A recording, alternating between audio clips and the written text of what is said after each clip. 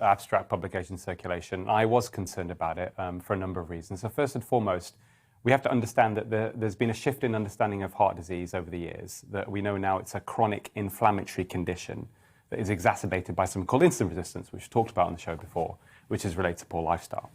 Now, what this abstract has shown, what this research has shown, is that markers associated with increasing the risk of heart attack and probably even progression of underlying heart disease in people who've already got some heart disease has been significantly increased risk from 11% at 5 years, risk of heart attack, to 25%. Now, that's a huge increase.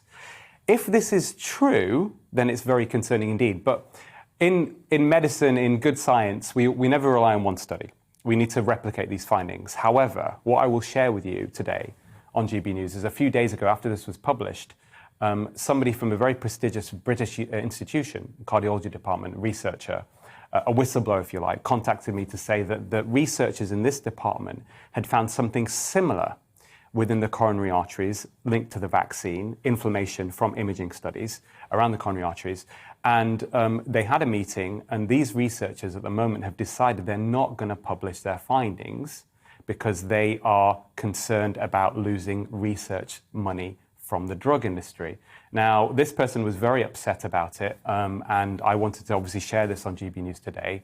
What I would say is that we then, knowing this information, which is very concerning, Stephen Gundry's paper in circulation, and also anecdotal evidence. I mean, I have a lot of interaction with the cardiology community across the UK, and anecdotally, I've been getting told by colleagues that they are seeing younger and younger people coming in with heart attacks. Now, what does this mean in terms of the data? We have to put the jigsaw for the pieces together.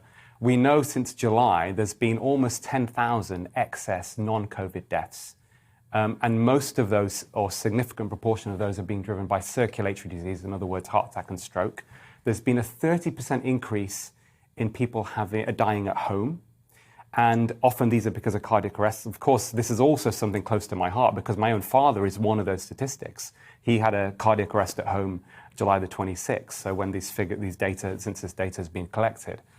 So where do we go from here? I think the signal is quite strong. I personally think that this needs investigating. So I think the Joint Committee of Vaccines and Immunisation should absolutely investigate this. I think that the researchers, I really hope that they take a look in the mirror and realise, the ones from where this whistleblowers come from, they realise that they should publish this stuff because their duty primarily is to patients, not the interests of the drug industry. And I think the third thing, and this has been a discussion that's been ongoing, I think now it's high time that policymakers around the world put an end